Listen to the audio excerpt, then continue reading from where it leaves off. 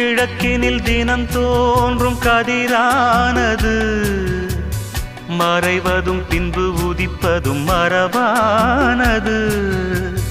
கடல்களில் உருவாகும் அலையானது விழுவதும் பின்பு எழுவதும் இயல்பானது.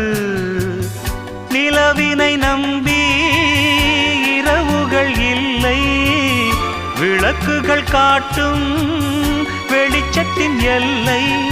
ஒரு வாசல் மூடி மறுவாசல் வைப்பான் இறைவன்.